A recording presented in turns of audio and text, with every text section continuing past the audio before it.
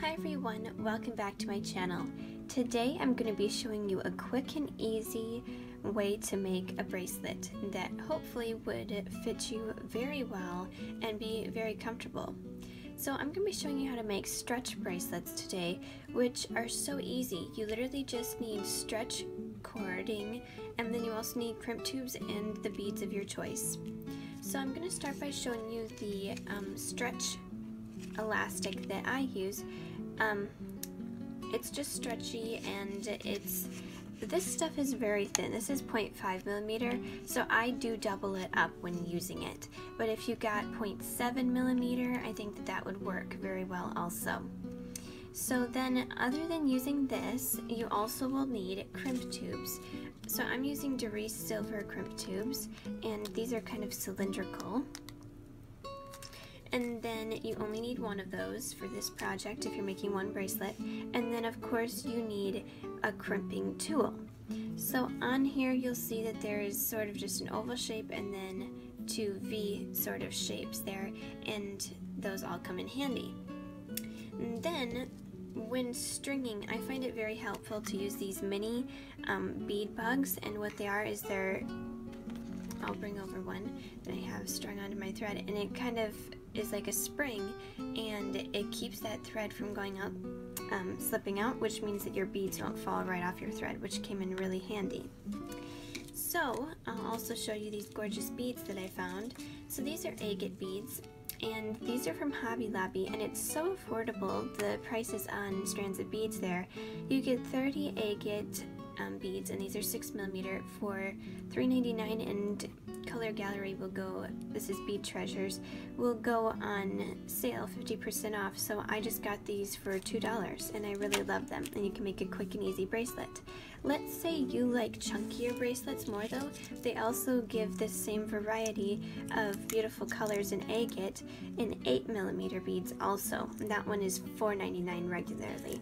So both of these would be great options. I'm going to be going with the smaller one for today, but these both are really fun options. So I want to keep with the traditional colors, the original color grouping that they have in that same order. So I'm going to be careful not to wreck that order. And then, let's see, I'm going to be careful so that they stay in order. I'm going to just snip the end, and I'm going to pick up my elastic stretchy thread or cord or whatever you want to call it, and I have 2 of them, and I just cut out way more than I need. I probably only would need around a 6.5 inch bracelet, and I don't know, this is probably more like 9.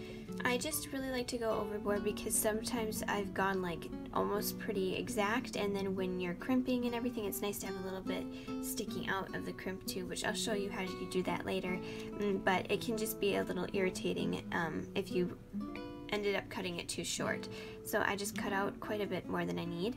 So I'll put these 2 ends together and then slip on our bead and string it down. And these beads are literally just so beautiful. I love natural agate beads. And just continue stringing it on. And what's great with stretchy bracelets is they fit very well, and they're just so comfortable to wear also.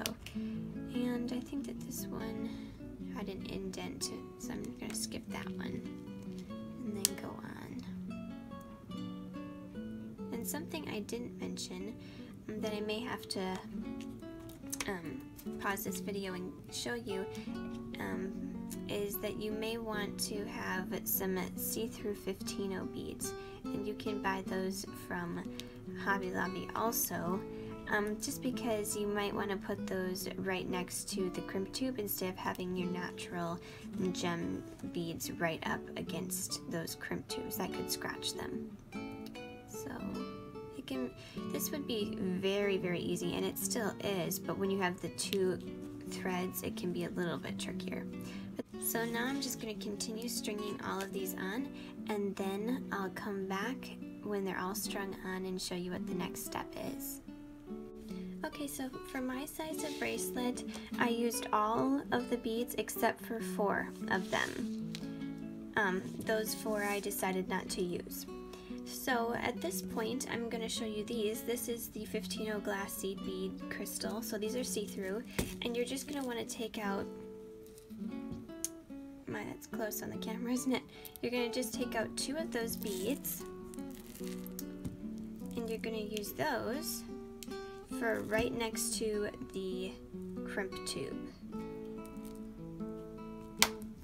Okay. So just thread on that bead onto both of the sides of cord. At this point, take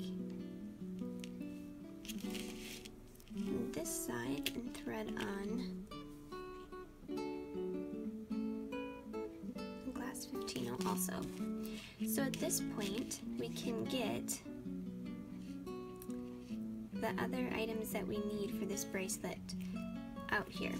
So at this point, I'm going to get out a crimp tube.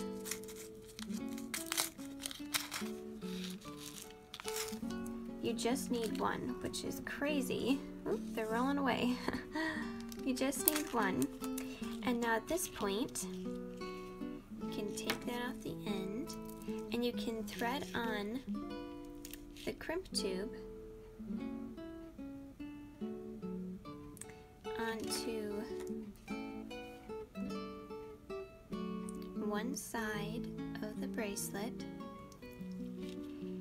and then take the other side and thread that through coming from the opposite direction.